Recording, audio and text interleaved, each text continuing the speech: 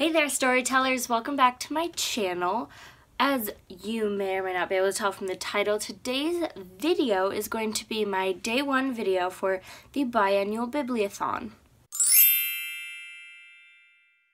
So the Biannual Bibliothon is an event that's hosted biannually in the summer and winter by a few different booktubers, and I actually just heard about it like a few days ago.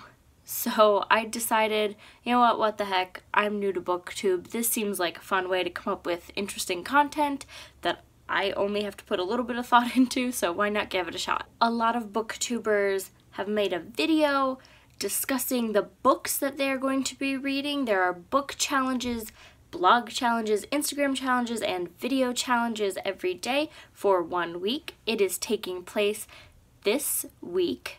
So from today, which is Saturday, July 14th, to next Saturday, July 21st. I might still make a video talking about the books I am going to read to answer the challenges for Biannual Bibliothon, but I did actually already do a blog post that has the books that I'm going to read and a bunch of the Biannual Bibliothon challenge information. So if you want to get all of that in a compact one spot, go ahead and check out the blog link I left down below. I also went ahead and linked all the Biannual Bibliothon Twitter, Instagram, creators, stuff like that, all down below as well. So if you want to check that out, go ahead and do that. That being said, today's challenge is creative book recommendations. So for this challenge, I decided I'd give you the 10 books you need to read if you're going to take over the world. Without any further ado, let's get into it. So the very first book you need to read if you are ever planning on taking over the world at any point in time is The Elements of Style by Strunk and White. Now, I know this may seem like a weird recommendation, a grammar and writing style book, but in the age of digital communication, it is more important than ever to sound literate when you're online, be it if you're tweeting, captioning Instagram, or posting on Facebook or any other myriad of social media platforms. You can't go around sounding like an idiot, so you need to know your grammar. So, right on the heels of grammar is another read you might find a little bit weird if you're not familiar with taking over the world, as I am. My own plan is in the works. I can't let you in on it. It's very exclusive. But the second book you need to read if you're going to take over the world is The 1 Minute Manager. Again, I know it seems weird to have a manual about managing people in this recommendations list, but as a world ruler, you're gonna have to manage so many people, especially the former rulers of countries. They're not gonna be happy. They're gonna be hard to keep in line. You have to know your techniques. That's all there is to it. You have to know how to manage people, and this book is gonna tell you how to do it. Managing people is a lot easier if you are actually liked. So why not learn How to Be Popular from Meg Cabot? I hear your protestations. You're saying, Mary, this is a YA novel, clearly aimed at young female readers. How could this possibly be part of taking over the world? How could you do it? Well, I'm glad you asked. I'm here to tell you that not only is this book an adorably fantastic coming-of-age story with a cute little romance with the boy next door, but it also has helpful tips for becoming popular in between each of the chapters.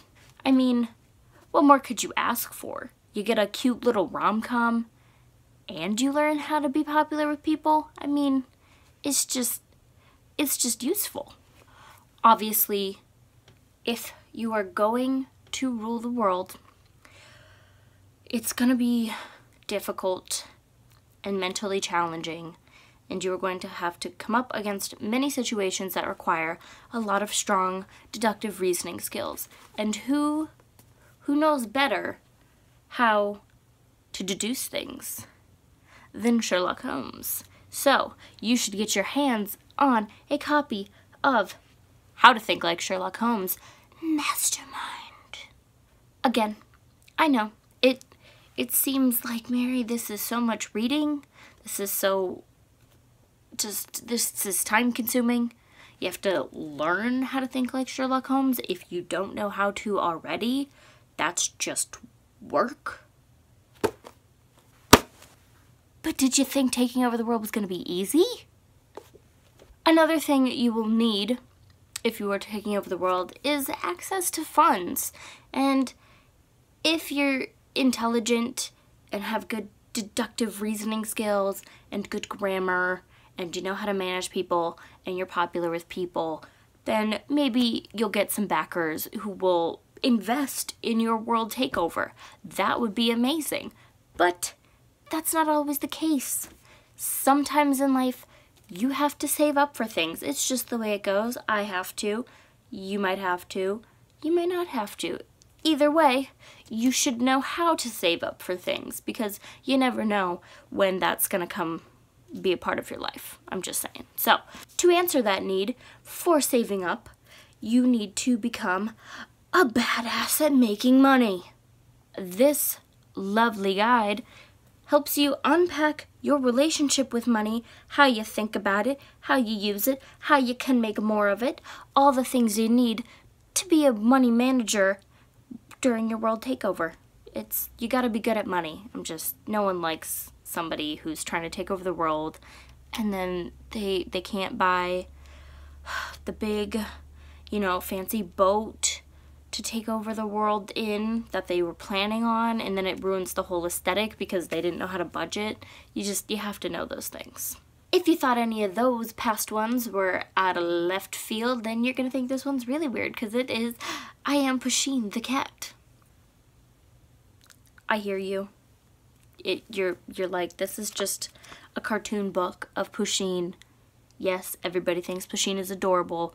What does this have to do with taking over the world? But I challenge you, friends, to think of at least one cat that hasn't bent the whims of its masters towards its own inclinations. What cat do you know that can't get exactly what it wants from the people who supposedly own it? So, read it with an open mind. Learn how to manipulate the world around you to get what you want the way a cat does. That way, your world takeover can go smoothly. Now, every aspect of a world takeover can't go entirely smoothly. There's going to be bumps along the road, one of which is that you will not be around indefinitely. You just won't. So you need to learn how to be, because what world dominator is really content with passing away and either letting their dynasty crumble or letting someone else take it over? None that I know. So to learn how to stay eternal, you need to read Peter Pan. Yes, I know. It's a children's book. I get it. But who knows how to stick around longer than that guy? Again, I don't know. I haven't heard of anybody else. That's a lie. I've heard of Nicholas Flamel, but I don't have Nicholas Flamel around right now. So go figure out where he's getting his eternal youth from and grab some of it. Part of every good takeover requires a lot of negotiation. People tend to not like to be taken over for whatever reason, so you're going to have to convince them that it's the right thing to do, or that there's going to be a give and take and that they will benefit from it. So to best learn how to negotiate to get a little for you and a little for them, you need to hang out with my friend Leland Gaunt at his store, Needful Things. Now, Leland here, he comes into Castle Rock, Maine, and he opens a store called Needful Things. And in that store are the deepest desires and treasures of every person in town. But, like all treasures, they're pricey. So, Leland cuts deals with all the people in town. I know what you're thinking. Awesome guy, right?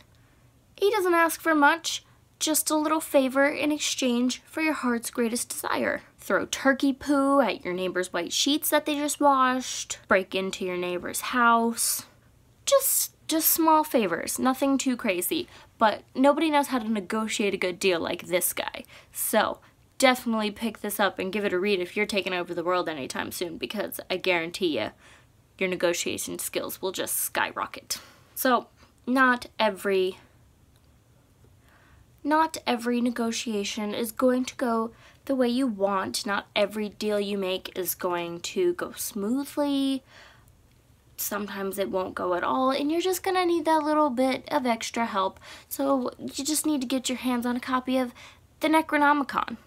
You're probably thinking, whoa there, black magic's a little too much for me.